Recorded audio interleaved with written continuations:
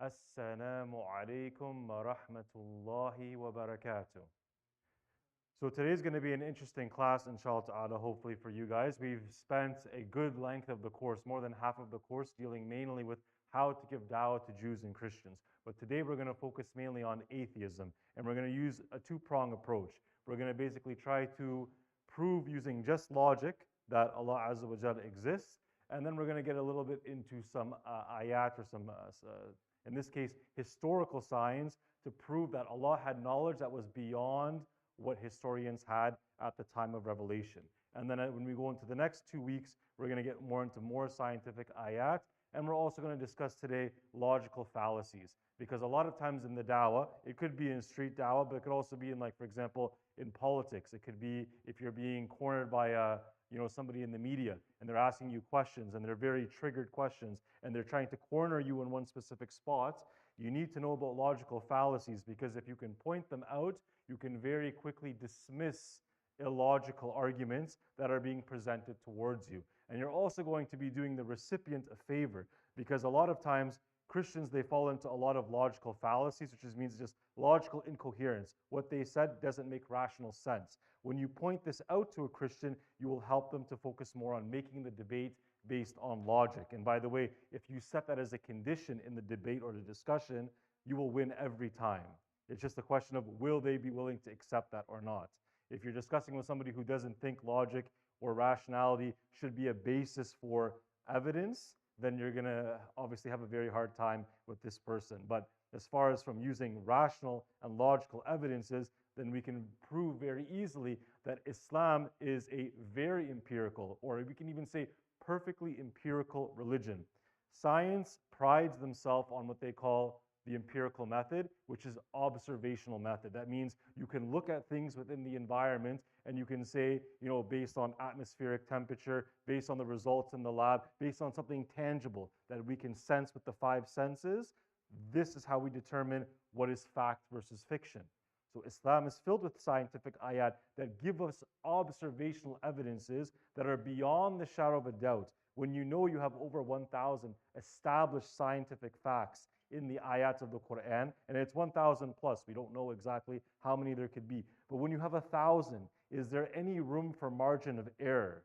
Like, let's just take the world's smartest people on earth.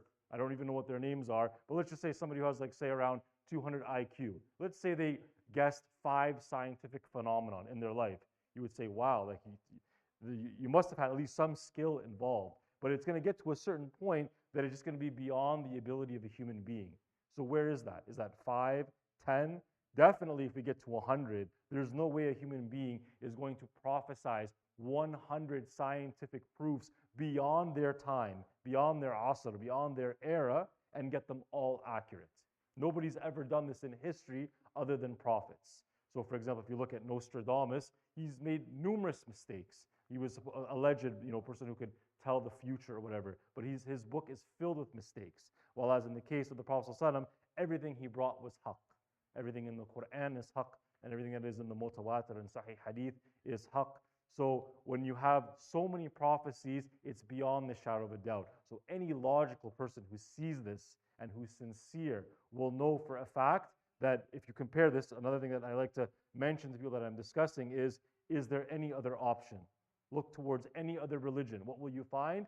Numerous contradictions. But the Quran says, if this book was from other than Allah, you would have found in it many contradictions. Go to any other book on the face of the earth, religious or non-religious. You'll find contradictions there, but you won't find contradictions with the Quran. Alhamdulillah. Allah also told us in Surah Al-Hijr that He will be the one to preserve it. And there's no text basically from, like, let's say, I want to say from 1,000 years back, there's no religious text on the face of the earth other than the Quran that was absolutely perfectly preserved. And we already discussed that the Bible has been corrupted. We said that key verse, which is in the book of Jeremiah, chapter 8, verse 8 in the Old Testament. How can you say we have the word of God if the scribes, al-katibin, have handled it falsely? So that means the Bible is admitting to its own forgery that it's been tampered with, that there's been some tahrif, some modification that's happened. And for the other religions, we know there's obviously even less preservation that was done for their religious texts. So let's start first with logical fallacies. This will not help you only in da'wah, calling people to Islam, but just debates and discussions in general. You're at work and you're dealing with a colleague that has a lot of irrational points, or they're just giving you a really hard time and they're using very irrational arguments. You might find that they're making some of these key mistakes. A lot of times, logical fallacies are unintentional. People use them and they don't even know that they're using them. If you find you're dealing with somebody who's very emotional, they don't try to use structured, evidence-based arguments, you're going to find naturally that they do this without even realizing it. So if you point this out to them, you're going to force them to start thinking in a more logical manner, inshallah ta'ala. And we need to discuss the issue between claims and arguments. Because I remember just even last week, a brother was telling me about, he read a book by Stephen Hawking, and how he says he doesn't believe there could be a cause for the universe because that's just what he believes. But he didn't actually present an evidence to support his claim. So there's a big difference between making a claim and an argument, as we're going to discuss. A claim, anybody can make a claim. I can claim that there's pink elephants that fly on Wednesdays in the sky, but it's just a claim. It doesn't have any evidence, so therefore it's not an argument. It's not a hujjah. It's not a proof. But an argument is something that has evidence to support it. So people come up with theories all the time, like the multiverse theory. We're going to talk about that, but that's not really going to make any difference in terms of proving anything that is, other than Islam. So let's take a look at that, inshallah, in the next upcoming slides. But first, as I said, we'll talk about logical fallacies, and that's the other way for this clicker. Give me one sec. This time I know where to point. Alhamdulillah, I finally supposedly figured this out. Good. We're going in the right direction. So I wouldn't be surprised if there are over 100 logical fallacies. I want to focus on just 7 of the major ones that are extremely common that you will most likely encounter. You may have encountered many on the list, if not all 7, at some point in your life, or observed this while watching social media or while seeing other people have a discussion or a debate in front of you. So one of the biggest ones, and this was used against the Prophet ﷺ, it's called the ad hominem fallacy. Ad hominem is basically Latin for attacking the person.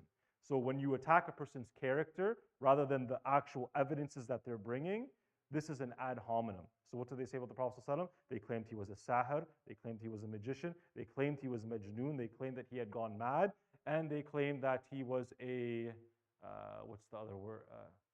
Can't think of it right now. But the point is, any kind of propaganda around his persona, around who he was as a human being. So that's a very common thing. And we're going to look at some examples for each of these points. Ad populum, this just means that if something is popular, people should just believe it.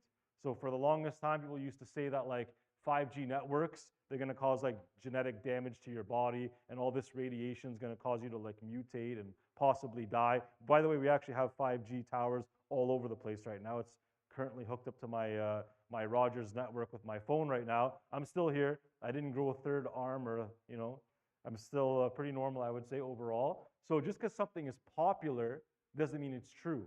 Some people might actually, you might find a Christian come up to you and be like, well, what's the biggest religion in the world? Who has the most followers?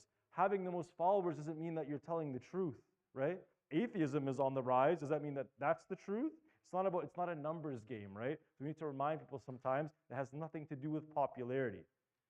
And if you think about the time of the prophets, ﷺ, were they the majority or the minority in terms of their followers? Overall, most cases, their followers were very few. So if anything, it was the minority that was usually on the haqq and not the other way around.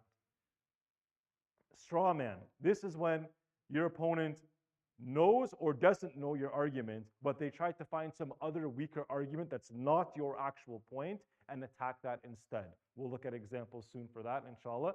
Then we have an interesting one. You would learn this in first-year statistics. It's called the correlation fallacy. So I remember one of the studies we looked at, it said that eating ice cream is related to drowning.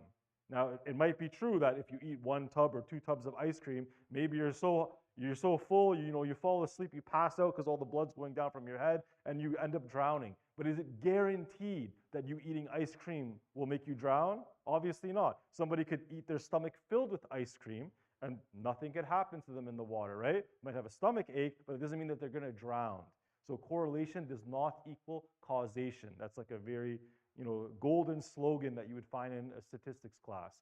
Then you have the false dichotomy fallacy. When Muslims are sometimes put under pressure, especially like downtown, people are a little bit more aggressive. They might say things like, you're either Canadian or you're not. You're either with us or you're against us. It's like I have to either be 100% loyal to the Canadian system or I can't be loyal whatsoever. And it's really based on the fact that Islam is a dynamic system. There are obviously many rules that we have to follow, but in certain circumstances, there will be things that will allow us to adapt to different climates and different environments, right? So it's not this or that, it depends, right? So don't let somebody corner you and tell you it's either this or that. I had a student one time at one of the Islamic schools that I worked at, and he would always start his debate or discussion with me. He'd say, yes or no, either this or that. And he would be as if, what are you, like a dictator? You're going to tell me I only have two choices? It doesn't work like that. You need to, so when you see somebody doing this, tell them, like, what about option 3, 4, 5, 6? Did you consider that? So next is appeal to authority fallacy. So this one, it's very easy for anybody to fall into. And we have to be a little bit careful here because obviously from the Islamic point of view, we have a very special honor that we have for our ulama, right? There are people who strive for 10, 20, 30 years studying Islam, studying the various ulum ad-din, studying usul al-hadith, usul al-fiqh, qawa'id al-fiqhiyya, nahu or qaida, basically grammar. So many different Islamic sciences. They're obviously at a very high status. But what we're trying to say here is that nobody is infallible except for the prophets. And obviously Allah can never make a mistake. But the point is, as far as human beings are concerned, the only people are infallible are the Anbiya, alayhi salatu wasalam. And even them, it is possible for them to make an error in judgment, but Allah will correct them in their lifetime so that this mistake never becomes something that's followed, essentially, right? So if you think of the example of the shura that happened between Abu Bakr, Umar radiallahu anhu, and the Prophet there was a specific battle that they fought, I believe it was the Battle of Badr, and they were trying to decide what to do with the captives of war. So Abu Bakr considered that we should allow them to all be given away as a ransom, right? We basically take a type of money for them, and then we free the hostages. Umar ibn Khattab, he saw that some of the biggest enemies of Islam were in this battle. This is the first major battle, the Battle of Badr, and he believed that they should be massacred. These are like the main enemies that were halting the da'wah, that were torturing the early Muslims, and they were the main threat to the Muslims. And what happened is Allah Azza wa Jalla, so before Allah sent the ayah down, the Prophet was leaning towards Abu Bakr's opinion. This is shura, and this is permissible, by the way. It's permissible, especially in terms of battle logistics, for a Nabi, and in even the case of the Prophet ﷺ, to consult istishara with his Sahaba on what's the best plan of action. So like, for example, taking the opinion of Salman al-Farisi on building the Khandaq, building the trench around Medina, or when they were in the Battle of Badr, the opinion that we make sure we cover up all the wells so that when they get to the battlefield, they're going to be really tired from traveling for tens or hundreds of miles into the battle zone, and now all the water refreshment stations, all the wells are all blocked off. It's going to really weaken the enemy forces. This is all acceptable in Islam. So then what happened was Allah sent down an ayah basically saying it's not fitting for a messenger to basically allow for these ransoms to occur unless he allows for a massacre to happen. And this is obviously in the case of getting rid of the major enemies of Islam, the main threat. So in this case, Allah Azza wa Jalla agreed with Umar, but the issue was now clarified in the Quran, and therefore no mistake can be made. So this is how we can basically say the Prophet is ma'soom. He is protected. He's still human. He can still make decisions. He can even, make an ijtihad. The scholars have said this as well. The Prophet is capable of making ijtihad, but if for some reason whatever he says is not in line with what Allah's plan is, Allah will correct the Prophet. Abasa wa tawalla. He turned away. The Prophet, he wanted to, in Surah Al-Abasa, he wanted to focus on one of the main people of the main elite of Quraysh, to try to negotiate with them, to try to get more political control of the situation in Mecca.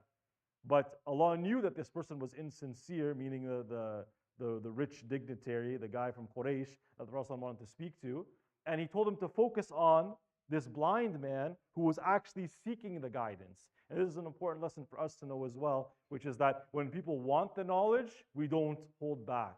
But when it comes to debating with somebody, if you find you're going into hours of discussion and you're getting nowhere, Allah is not asking us to force people into hidayah. We're not asked to do that. And we're not really forced to actually continuously argue with somebody when you know that khalas, their heart is closed. You did your part, you invited, they rejected. At that point, you did your part. It's up to you if you want to continue doing more than that. But as long as you invited people properly, you're not required to continuously debate the same person when you sense this obvious sign of arrogance. Red herring fallacy. So this is very common when the person knows they're losing the debate. They just want to get out of the situation. It might not happen always in a debate. We're going to look at an example where, for example, let's say you're driving, or let's say a person's driving. We'll call the person Mike. I don't want to use Abdullah. We'll use Mike. Mike is a hardcore speeder on the road, right? He's always going like 40 kilometers over the limit in the city. The police, they pull him over and they say to him, Mike, I'm sorry, buddy, but actually say he's going over 50 because then you'll lose your license, right? He's going over 50. So I'm sorry, Mike, but you're going to have to go to jail, or we're going to have to at least take your license away because you did 50 kilometers over the speed limit. That's way too dangerous. So then Mike says, wait a minute, why would you want to punish me? There's like mass murderers in the streets and, some remote area in America, and, there's people that are stealing cars right now. Like, don't you think you should be focusing on these guys? So the idea here, a red herring is like a flashy red fish. If you're fishing in the ocean and you see a bunch of like normal brown, greenish looking fish, maybe some white fish, but you see a nice red, shiny fish, it's going to grab your attention, right? So the idea is changing the subject. If anybody in the room is married, you'd know your wife likes to change the subject very often if you're about to demolish a debate or an argument. So that's the red herring fallacy. Let's get this clicker to work. Come on. I hope it's going to... I think we're going the wrong way, though.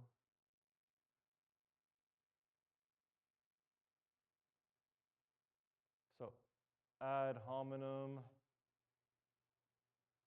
Here's just some examples, just so you can get more familiar with what it looks like. As we said, it's an attack on somebody's character. So how you might see this in real life. So somebody might say, let's say you come up with a way to make air conditioners work more efficiently, and your product proposal is shut down due to these types of character attacks. But didn't you used to make fun of science kids when you were young? Why should we trust you? As if that even matters, right? Maybe you did hate science, but that doesn't mean even 5 months later, let alone 5 years or 15 years later, you're going to act or think the same way. But the point is, they're just trying to attack you to dismiss any of your credibility, as they tried to do with the Prophet ﷺ. But you drive like a maniac, so you must be careless in your ideas as well. So they might try to find some personal flaw in your life. Maybe one time in your life, you lied, you made fun of somebody, and they're trying to bring up your past as if you couldn't make tawbah and become a completely way better person. You used to work in sales, and people who work in sales are masters of deception. So although salesmen are very good at tricking people if they want to, and making you feel like you really need this car, it doesn't mean that they're all liars, and it doesn't mean that in this case, a person who invents an air conditioner is trying to lie about it. If anything, he's probably trying to get a patent, and he probably has something he believes in, and that's why he's spending the time showing it to you. These are just examples of the ad hominem, or personal attack fallacy. And then we get to the bandwagon fallacy, or in Latin, ad populum, from the word popular. So popularity is not an argument to prove that something is true or false.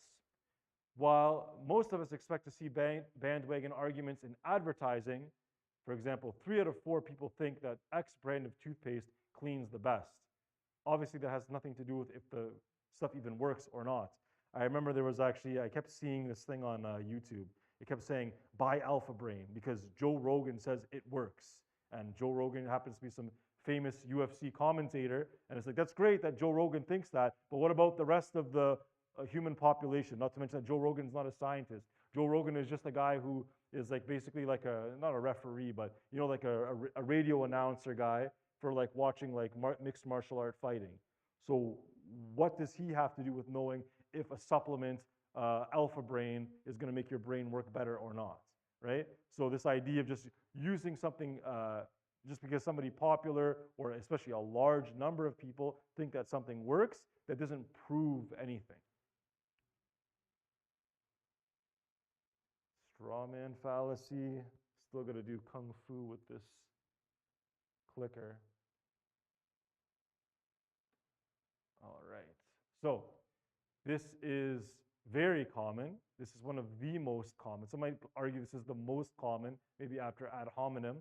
So when a person just attacks a completely different argument, this might happen intentionally or unintentionally. So examples would include a teacher says her class needs to spend more time on math tasks. A parent complains saying the teacher doesn't care about literacy subjects. So just because a teacher realizes there's a weakness in the classroom doesn't mean they don't care about any of the other subjects that they have to teach anyways. So this is just a kind of a classic example. Another one is a parent doesn't let her daughter go to a party. So the daughter says, "Why do you hate me?" Obviously, it has nothing to do with hatred. It has to do with protection and honor and knowing what's best for the kid. But they can't see it that way, right? They just see it from their own personal lens, and they want to make it sound like it's just a personal attack, which is not the point. So if you find that they're trying to build a whole new argument, that's why it's called straw man. The idea that a straw man is, it's weak, right? It's just made out of straw. You can push it over. You could set it on fire. You could easily destroy a straw man. And that's the same idea. You'll see this a lot in debates online. If somebody's losing or they just don't understand what the other person is trying to say, then they'll end up building a straw man. So if you call it out right away, hopefully the person will realize, oh, I'm kind of debating something for no point because they're arguing something totally different.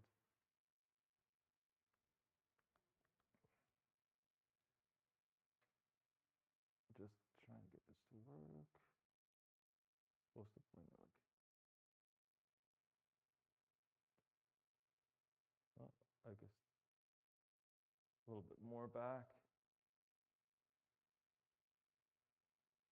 So, example one. Now we're going to look at the correlation and causation fallacy. So, we gave the example of ice cream already, so I don't want to kind of regurgitate it completely, but you get the point. Eating ice cream does not guarantee you will drown. Another example would be eating meat because it has low density lipoproteins or LDLs, which are associated with heart attacks. Therefore, if you eat meat, you will die of a heart attack. That is obviously false. Multiple people have died a natural death, not due to heart complications, and they've eaten meat every day of their life.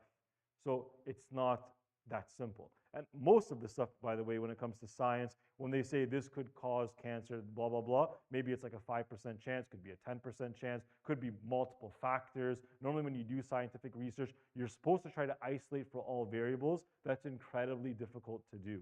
To say that for every person who participated in a study, let's say they were trying to find out because somebody made the claim before that broccoli causes cancer, even though it's like extremely healthy for you. But somebody made this claim. I saw it in a Reader's Digest magazine, probably like at some doctor's office. And so they made this claim that broccoli will kill you. Well, how many people in this world eat broccoli? And then on top of that, what will be the quantity for you to discern this? And then even if somebody did get sick, how do you know that this person doesn't have other complications, immune problems? And how about if their ages are like vastly different? You have like 80-year-olds and 20-year-olds in the same sample study. You have some that are physically active, some that are not physically active. You have some that take supplements, some that don't take supplements. You have some that smoke, some that don't smoke. So all of these variables, if they're not all isolated and accounted for, it's very actually hard to prove that, food X will kill you, type of thing. So correlation does not equal causation. It's very hard to actually prove that something specifically will kill you unless all other variables can be neglected.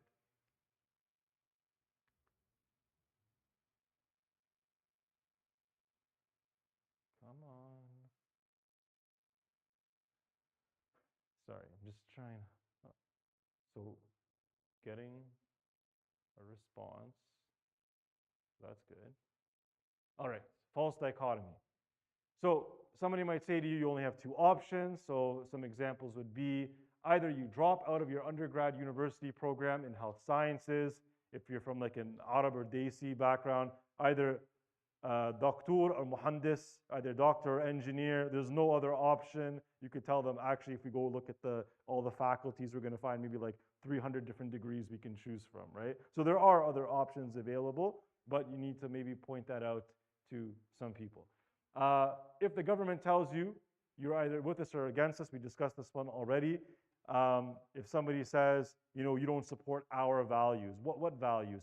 Canada is based on relativism.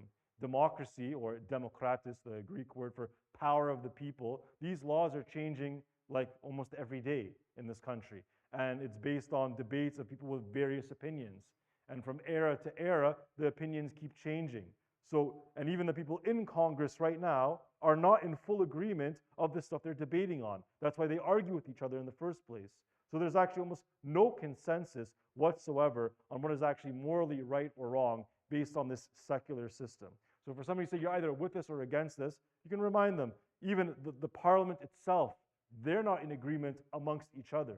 And through time periods, nobody's in agreement with each other, except if you have an absolute creator who tells you what is absolutely morally right versus wrong. Otherwise, if we just leave it up to human beings, this just changes with time and place. This is not really a way to say who is completely with or against somebody. And anyways, this is just when you see somebody trying to give you a two-prong approach, just remember this fallacy, because most likely there's always going to be usually a third option, or 5 or 10 or 15, that when you're debating these types of people. Appeal to authority. So like I said, it's not that we don't trust doctors and scientists at all, but we know that there could be bias, right? They could have a personal interest. They could be being paid money to do an endorsement. They might just want to become famous, and they might want to tweak their scientific results so that they can get publicity. There's actually I don't know if I want to call it famous, but there was let's just say there was a study that was done, I want to say about 10 years ago at the University of Western Ontario. And this is before this whole LGBT wave thing. There was a man on campus who was claiming that there's a so-called gay gene.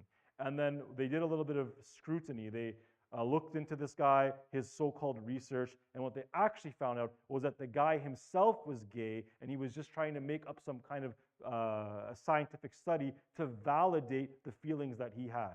He didn't have any actual concrete evidence to prove that there actually was a gay gene, but just because of the fact that he was gay himself, he wanted to publish something to basically try to validate his own viewpoints.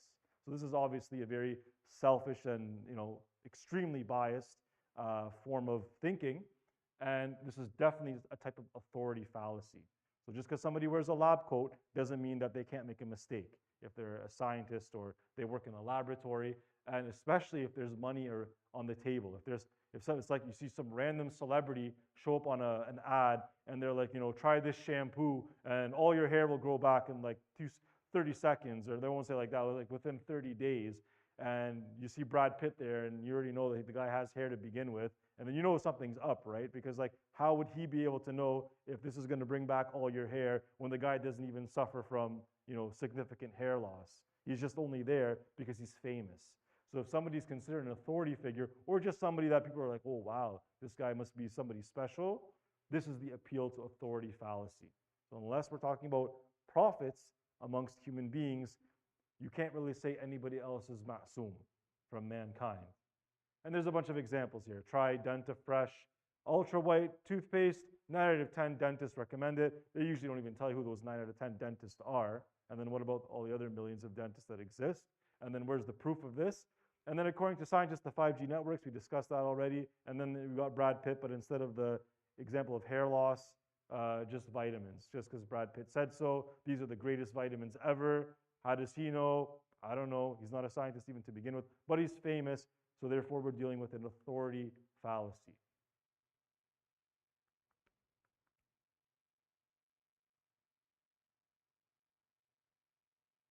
The red herring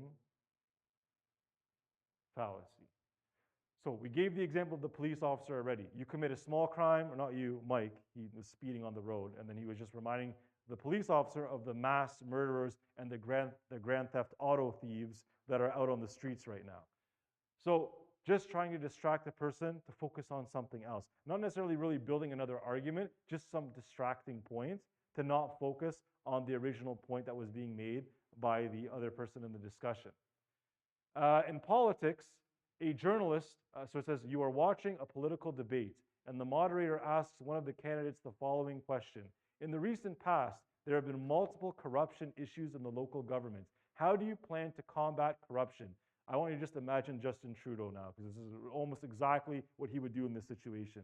So he would say, I have a solid plan for combating corruption, and I also have a 10-point plan for creating more jobs. What we need is economic growth. So the first point in my 10-point economic plan is, I've literally seen this guy do this like 10 times in a row. He gets cornered by the media, and right away, he changes the subject. This is very common in politics. It could happen in the dawah as well. So just be aware of this so that you can recenter the person and you keep asking them to get back to the original point. So like, for example, when we're using the go-rap method, we want to prove God's existence, prove His oneness, prove that the Quran is the divine revelation sent by Allah Azza wa Jal, meaning His divine speech, kalam Allah, and that the Prophet ﷺ is a sadiq al-amin. We want to keep bringing people back to the central point because this is what's going to basically ensure that the person got the message correctly. And a lot of times, a person might be willing to discuss with you, but they want to discuss fiqh tidbits. They want to say, but I heard I can't eat shellfish. But I heard that I can't get a mortgage. But I heard this, that. They want to go to all these tangents rather than focusing on the core issues. If we can prove that the Quran is from the only creator of the heavens and earth, and you have to return to Him, there is no escape. You will have to stand in front of Allah on the Day of Judgment, and He will decide how easy or how difficult that day of reckoning will be for you, and there's no way you can get out of this situation. It's a one-way. You got to go. We're all going to the same destination, and I can prove to you that the Creator left this book on the earth for us to basically know why we're even here, what our purpose is. You got to keep reminding them, because if you eliminate the red herrings, you get them back to the central argument, and you stop talking about the do's and don'ts of fiqh, then if they realize this, then they'll get to another really important point, which is that regardless if we know the illah or not, the reason why Allah legislated certain things or not. He told Adam alayhi salam, don't eat from the tree. We could sit here for 10 hours and try to debate why that tree, why not that tree. I'm not saying that we should do that, but I'm saying is that Muslims, whether you understand the ruling or the reasoning, the hikmah, the wisdom behind something, or the illah, the exact reason behind the ruling, it doesn't change the fact that if Allah said so, as-sami'na wa ata'na. You're supposed to just hear and obey. That's what it means to be an abd, a servant of Allah, to be from ibadullah, the servants of Allah. So when a person knows that you have to realize you're now discussing the law that the Creator has sent for all of mankind, and that our life is dependent on Him. We don't breathe oxygen except by the permission of Allah Azza wa Jal. So this is the person, this is the entity that you would end up debating with. Then you have to understand that there has to be some sense of humility, and then you have to remind the person that regardless if you like or don't like some aspect of Islam, if you know that it's the truth, you would accept it, right? Like in this life, you go to university. Does that mean you're going to like everything that you see?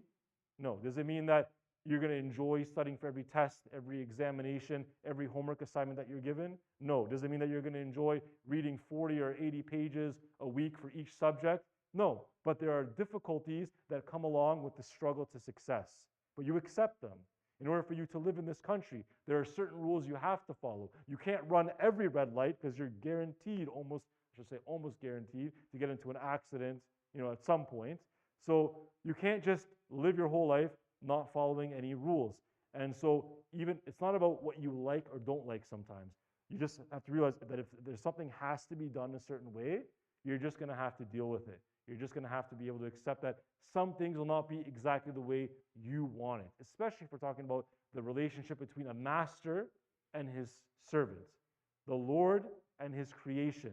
Then it's obvious that if we're servants, then there has to be some form of ubudiyah, some type of servitude, right? There has to be some type of you yielding your will to be God's will. So that's something that should be assumed. If you would do this for the dunya, if you would do this for a university degree, if you would do this to live in a specific country, You wouldn't do this to please your creator, who is far more worthy of everything that I mentioned prior to that. So, red herring, we remind them, red herring, let's get back to the central argument. Can we prove the Quran is true or not? You keep, even if you do it 10 times, but if you actually do it and then you prove it, you've done your job. And that person has no, if they're sincere, they'll know that you made it clear for them, right? You did exactly what you needed to do, and they know the right path. It's just, Allahu Alam, the day they're going to decide to take it or not, right? Because Allah guides whomever whom He wills. Get this clicker to work. So, as we said, claims and arguments are not the same thing. I gave the example of like pink flying elephants. I could have said hippos or crabs. Doesn't really matter. You make a claim, you don't have evidence to support it, it's just a claim. And atheists do this all the time. So it doesn't matter if Stephen Hawking said he doesn't think there could have been a cause for the Big Bang, even though we can prove, as based on what Dr. Albert Hubble said in terms of the rules of physics, that the redshift light pattern that we see that all the stars have prove that throughout the course of time, stars have been expanding outwards from one central point. And then if we were to reverse time, it would all be brought back to one single point where the Big Bang occurred. This is empirical evidence. This is something that you can observe. This is something that we can see the pattern in all the stars of the universe, and there is no exception to this pattern. So then for some random person, like, I shouldn't say random, but because he's considered a big deal for atheists. So if Stephen Hawking says he doesn't think there could have been a cause for that, that goes against basically everything that physics teaches you. Physics teaches you the law of inertia. Things do not move, or they do not continue to move unless there is some force or some agent acting upon it. If I have a soccer ball between my legs right now, and I want to see this ball move, is it going to move by itself? No. Somebody has to kick it, the wind has to push against it, there has to be some force acting upon it to get this ball into motion. And likewise, all the chemical processes of our body, everything in the known universe that we know of, there has to be something that sets up the sequence for future events. The Big Bang is no exception. So not only is what Stephen Hawking is saying, not only is it illogical, we're going to give more evidence as why it's illogical, but the point here is that just making a claim and having no evidence to back it up, you can very quickly dismiss these arguments, and you should remember to remind people that you just made a baseless claim. So that way you don't waste time debating, what about a multiverse?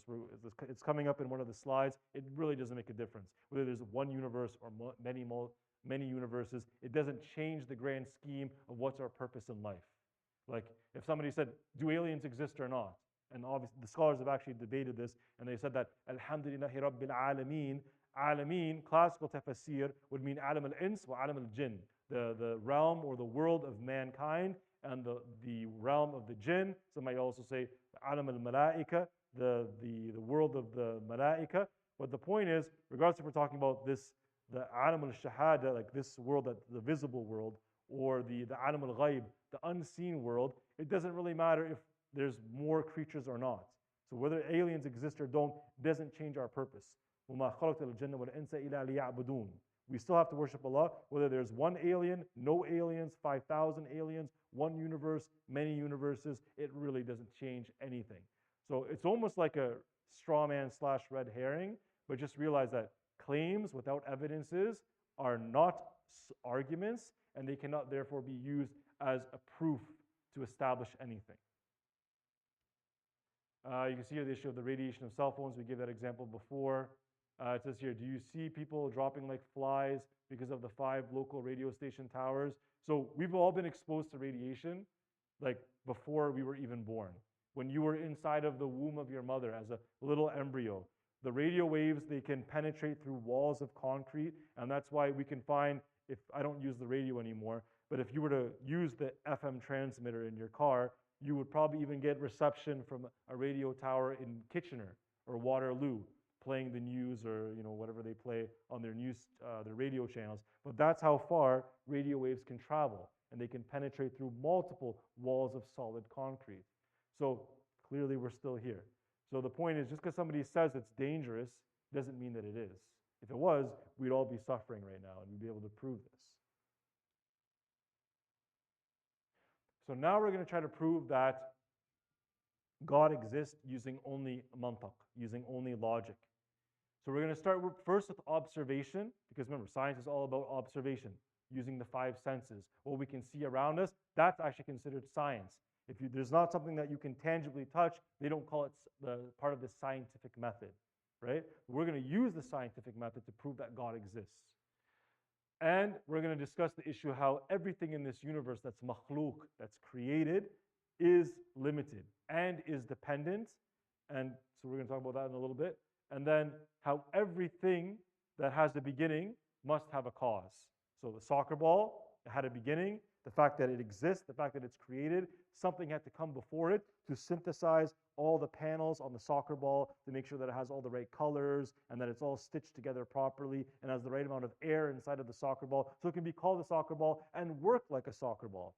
And that's not just for a soccer ball, that's for everything in the creation, right? Imagine the human being, which is made of 37.2 trillion cells.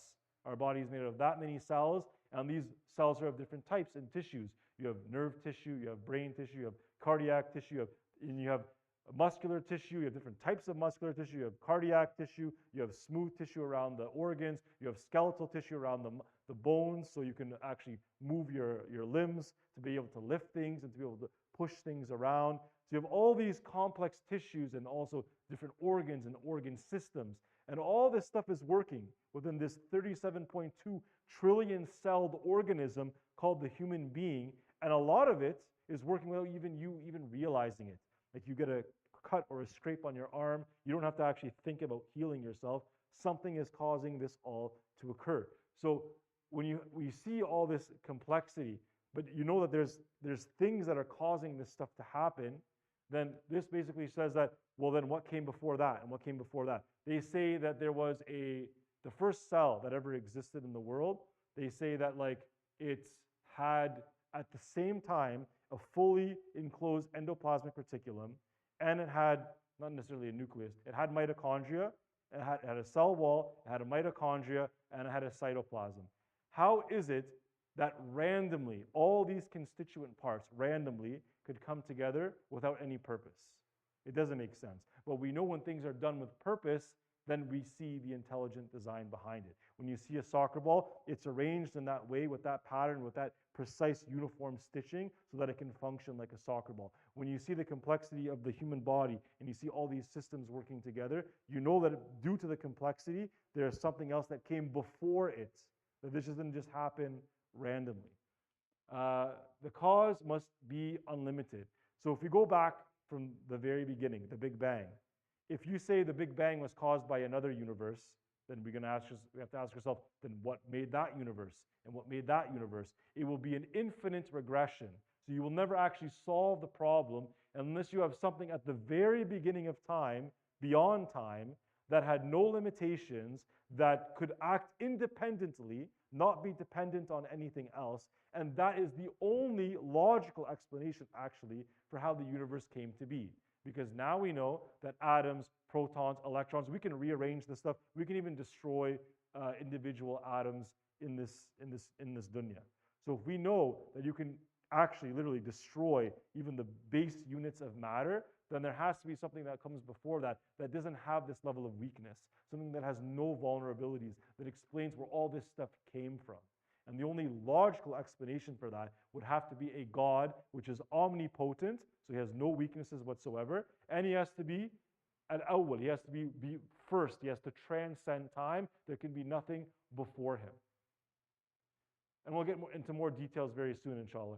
The unlimited cause must be one, because if you had multiple gods, Allah discussed this point in the Quran, he said, had there been more gods, you would have found them competing with each other for dominance, basically, in this dunya.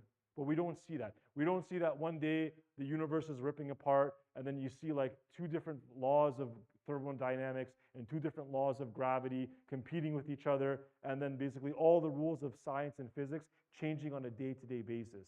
What we see is consistency, consistent laws of thermodynamics, of gravity. We see consistent patterns in how metabolism works, and we see many of these patterns, and they've been going on for thousands of years.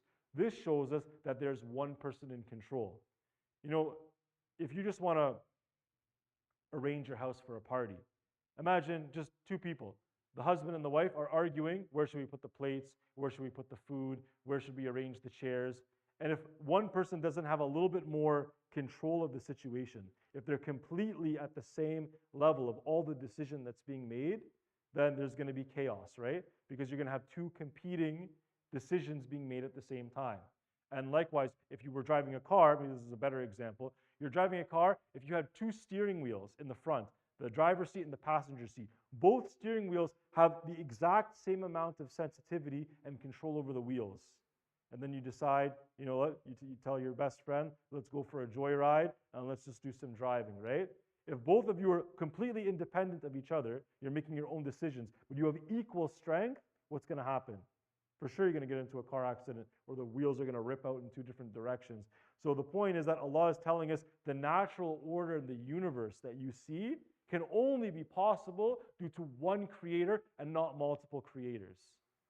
And also, it has to be one creator because, another way to look at this is, let's say there were more than one gods, because somebody might make this argument like the Hindus. They say, well, there's like the main god, and then there's all the sub-gods.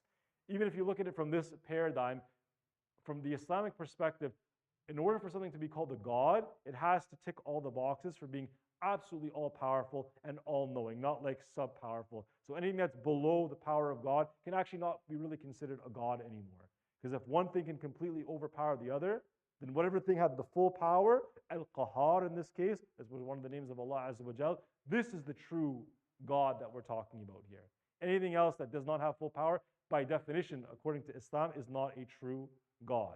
And this might be important for you to note, because when you have discussions with Christians, they'll say, well, you know, they think Jesus was part human, part divine. We look at the Old Testament, it's very clear. If Allah told you in the Old Testament, He is all-powerful, all-knowing, and you see in the New Testament that Jesus is not all-powerful and not all-knowing, then we know we're not talking about the same entity. Two different entities, and only one of them is the Creator. And lastly, this is kind of already what I'm alluding to, the attributes of the uncaused cause, the primary mover of the entire heavens and the earth, His attributes are going to be different than that of the creation.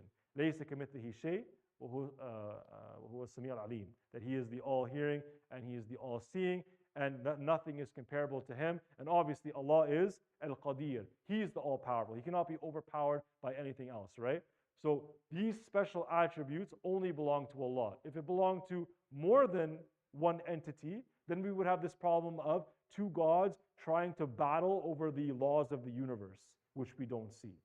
Hence, we get back to the point of there being only one God. I know I'm kind of getting into details and randomly without getting to the next slides, but I tend to do that sometimes. So there are some more specifics for each point. So starting with the first point, starting with observation. You remind the atheist especially, you look at the universe around you. You look at the clouds, you look at the rocks on the ground, you look at the water and the ocean, you look at living creatures, organic creatures, whether they're a plant or an animal or a human being or a different type of mammal, and you'll notice they're all limited. They can all deteriorate. Even something that's not living. A rock could eventually, you take a small drop of water and continuously drop it on a rock, and you can just tear right through that rock. When you look at the Grand Canyon, when you see all these lines of erosion, this is done either by snow or by rain or by wind. So anything that's basically physical in this universe, we know that eventually it can be deteriorated, whether it's living or dead. And it's subject to change. Our bodies, based on what we eat, it's eventually going to change us. Oxygen, we need it to live, but it's slowly killing us at the same time. It's slowly denaturing our DNA, and it's causing us to age. And there's really nothing we can do about it. When it comes to, like I said, even rocks, there's erosion that can happen because of the wind, because of rain, because of snow, because of ice, because of hail, and so many other things. The point is that things are subject to change. And even the basic atoms of this universe, you can just modify a complete element by just taking an electron out. You take out one electron, you take out one proton or one neutron, it will make drastic changes to basically the morphology or the chemical structure of whatever it is that you're looking at. So all these things can happen even on the base atomic level of all of creation. So everything in creation so far, rocks, living creatures, sky, moon, stars, doesn't matter. Limited, stars, they don't live forever. They might live for millions or billions of years, but eventually they run out of hydrogen and helium to fuse, and these stars end up exploding, right? So they're also limited. They're also subject to change. And they're all dependent. A star can't even emit light if it doesn't have the hydrogen and helium to do fusion in the beginning with, in order to create the heat or the energy that's generated from that fusion to cause solar radiation to even occur. And whatever you can think of in the universe, you will find, obviously, human beings is very obvious. We are extremely dependent.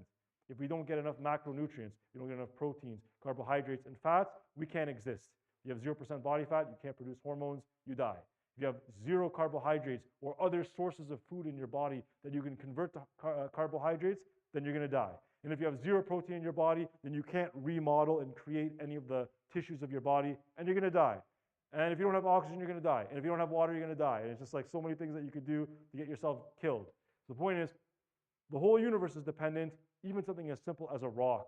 Because if you have a rock, like we said, all these other elements are affecting even this a piece of what science would call dead matter. But it can still be influenced and affected by other things. So if something can be affected by something else, then it's dependent. The only thing that cannot be affected by something else is Allah Azza wa Jal. Allahu al-Ghani. Allah is ever rich. Whether we exist or we don't exist, it doesn't take away or give extra power to Allah.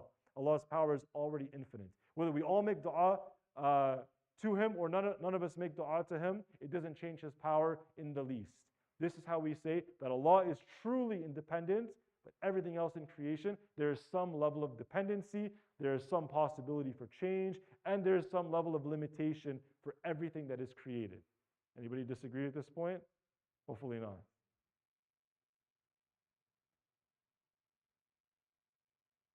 Let's see here. Just trying to get this pointer to work.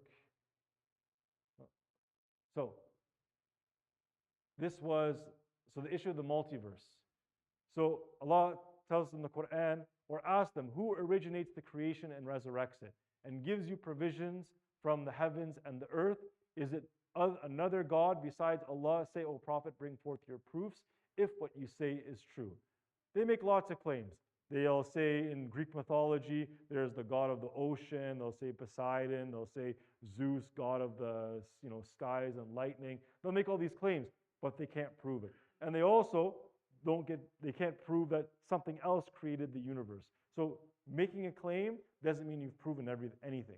But in the case of Allah Azza wa Jal, because He gave us empirical proofs that are based on using the five senses, and there's zero mistakes or contradictions in the Quran, then because this is the only book that meets this criterion on the entire face of the earth that is a religious text, therefore we know that because there's no errors and there's no contradictions, that this is basically the only valid argument that's empirical, because it's based on observable evidences, for who the real creator is.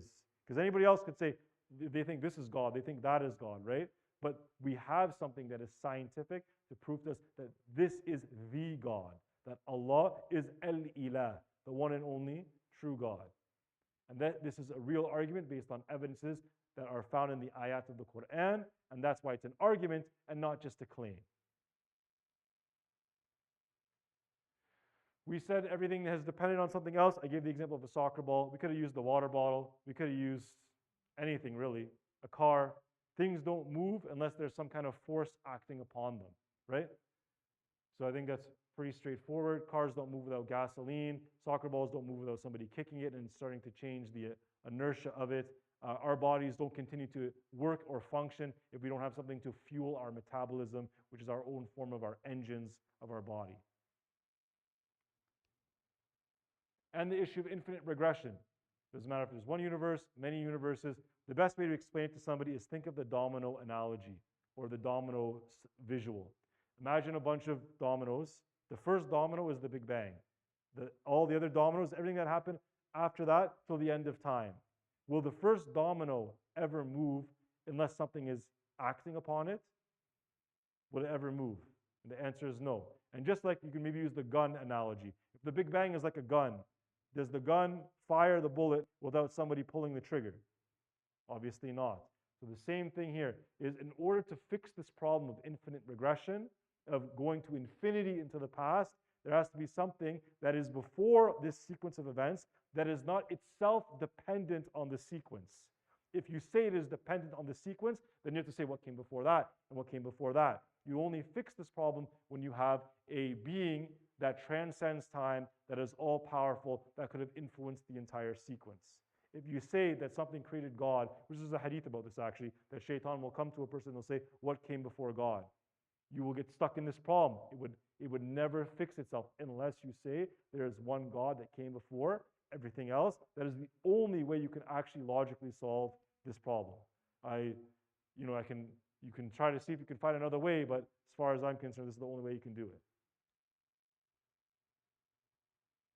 So, what are the possibilities for the beginning of the universe?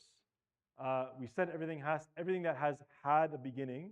If you can say it began at some point, the Big Bang happened, if you can say that, then that means it had a cause. How do we know that? We're going to look at some reasons for why that has to be the case. So could the universe come into existence without a cause? The reason why this is not possible is due to what's called the law of causality. So as I was saying before, anything that is limited and dependent, because it could not self-sustain itself, because it has to be influenced by something else, because the universe is dependent, because the universe can change, and because the universe is limited, because it has all these characteristics, it cannot create itself. Because that would mean that you'd have to say that atoms cannot have these factors. But we know now for a fact that you can modify them, they're limited, they're changing, and they're dependent. So if the whole universe fits this criterion, it must have been caused by something else. So based on the law of causality, there has to be a primary mover or some kind of being or entity that is supreme in power and strength and will that transcends the sequence of all creation. And then what's the other issue? Is somebody might say, how do you know the universe didn't exist and then made itself exist? Somebody might try to claim this. They might say that, how do you know the universe didn't just give birth to itself? So this cannot happen based on the law of contradiction. You cannot be alive and you cannot exist and not exist at the same time. How would you explain how you came into existence if you didn't even begin, right? Like if we say the universe created itself, how? If it didn't exist to begin with. How did it develop parts without having parts to begin with? If you just think about it just for a few seconds, it'll start to make sense. You can't say something can completely exist and not exist at the same time. It's just not logically possible. They might, again, this is one of those things, it's a claim, but it's not an argument. It has no evidence to support the idea of existing and not existing at the same time.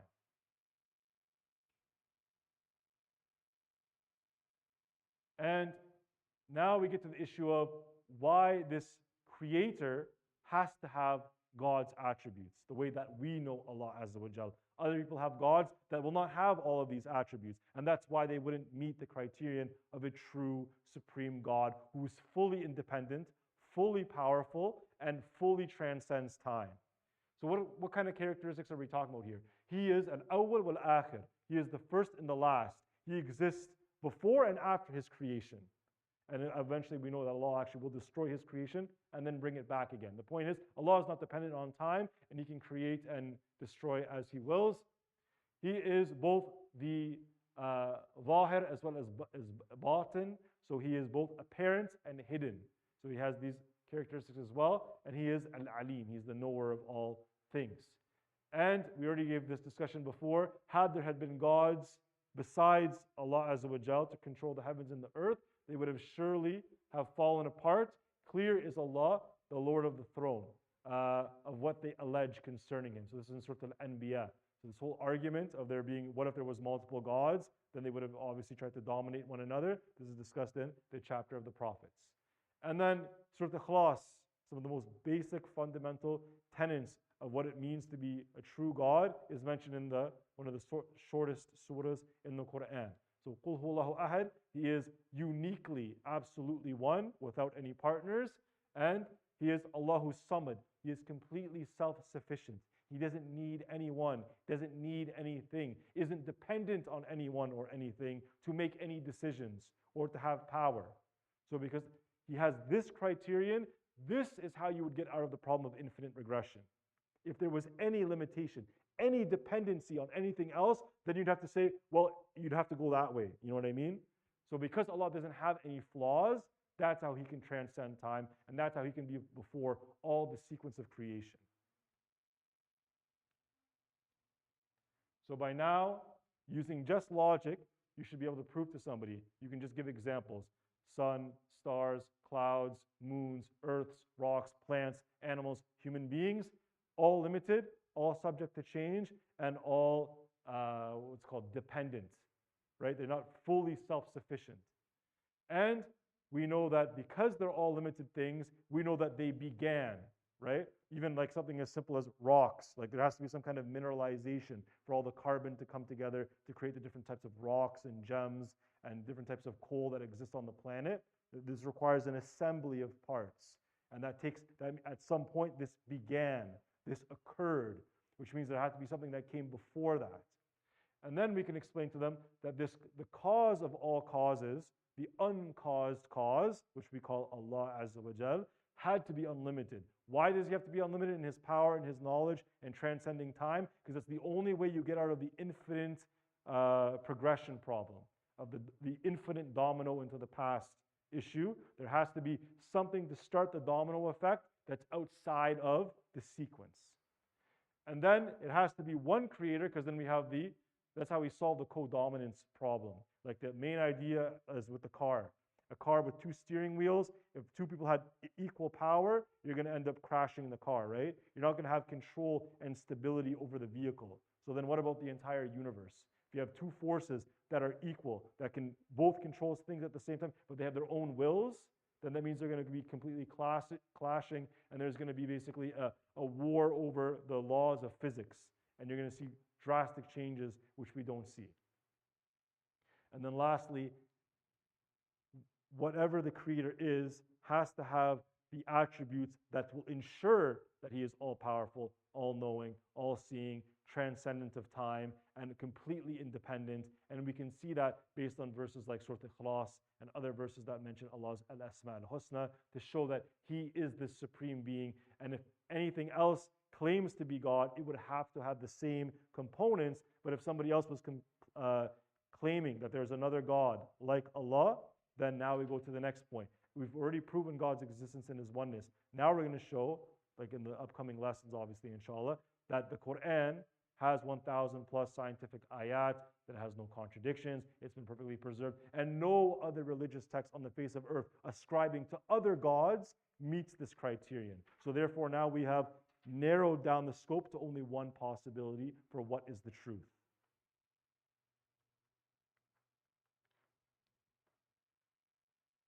And we have about 5 minutes. Inshallah, we should be able to cover this. We're only going to cover one historical sign today.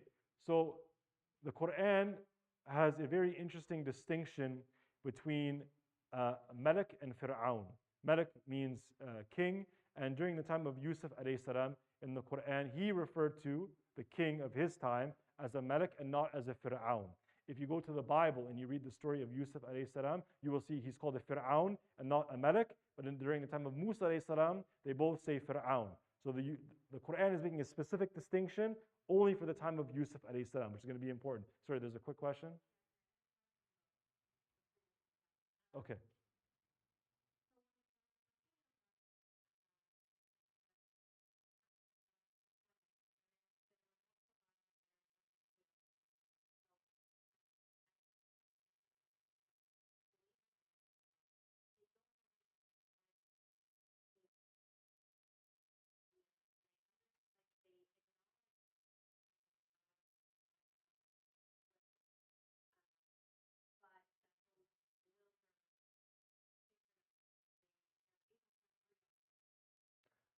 How is that possible if they all have their own personalities? Like, let's just take Hinduism, for example. Because in Hinduism, there's supposedly supposed to be like a top god at the very top, and then you have a whole bunch of gods underneath.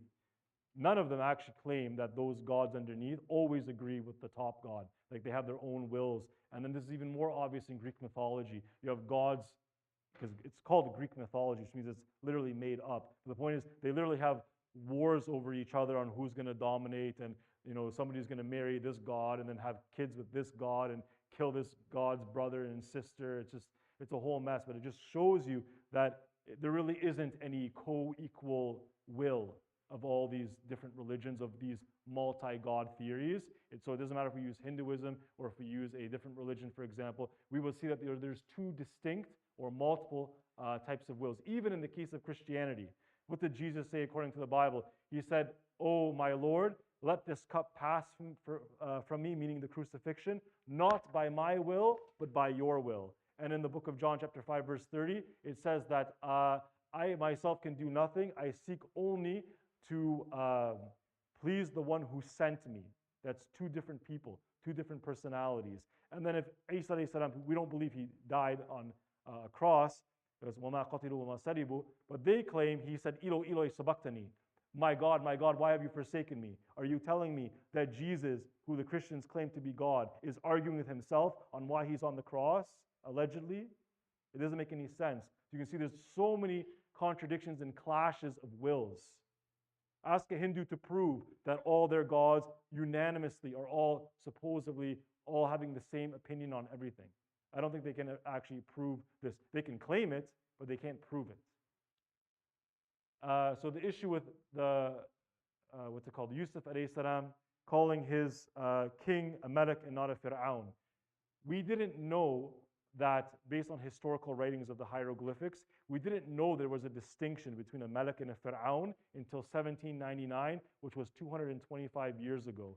So when we discovered the Rosetta Stone, which has 3 languages on it, it has classical Koine Greek, it has Phoenician, and it has the hieroglyphic language. Because we knew one of these, or some people knew it, classical Greek, and it was basically 3 passages, the same text, but translated 3 different ways, right? So we had one, we solved the other 2. When we were able to finally decode the hieroglyphics that exist within the pyramids, we were able to decipher that during the time of Yusuf alayhi salam, at that asr, at that era, a Malik did not mean a king. It meant a great palace. And that's why Yusuf alayhi salam would not have used the word Fir'aun. But during the time of Musa alayhi salam, the word Fir'aun changed from meaning a great palace or something palace into the word king. And so the Quran, to this fine level of detail, explains the historical usage of 2 different words when the Bible made a mistake, and only 225 years ago, we were able to actually see this level of detail, right? So on even this level, the Quran is accurate. Not just scientific science, but even going into the past historical records of how people lived and the way they used language. And then when other texts like the Bible made a mistake and all other writings, and until we finally decoded the hieroglyphics, then we knew that the Quran was right all along on making this distinction. Hopefully I have 30 seconds, because there's literally just one slide, if I can muster it. Is it? Hold on. I think that's it. I think that's the last slide.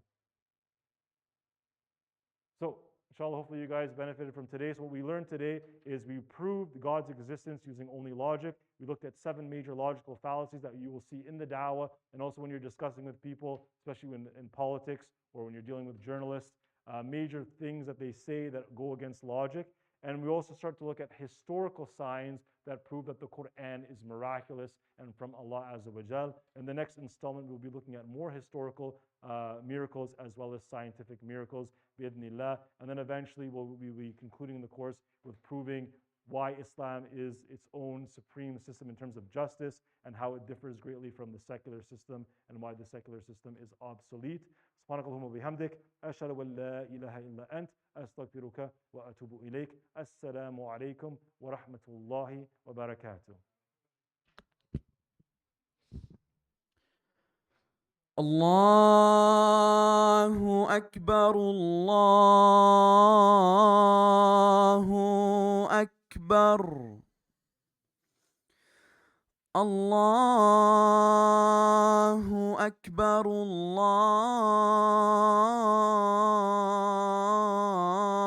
الله أكبر أشهد أن لا إله إلا الله. أشهد أن لا إله إلا الله. أشهد أن محمدًا رسول الله.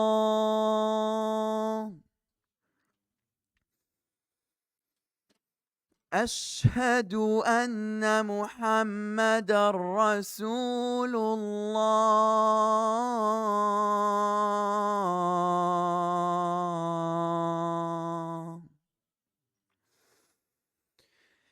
حي على الصلاة.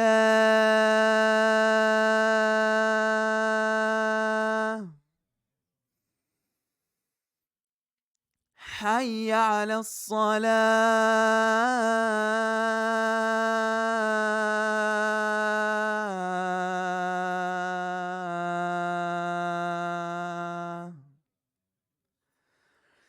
حي على الفلاح.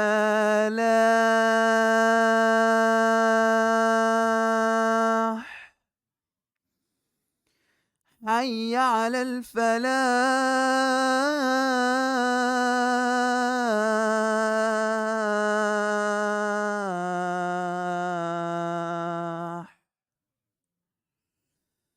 الله أكبر الله أكبر. لا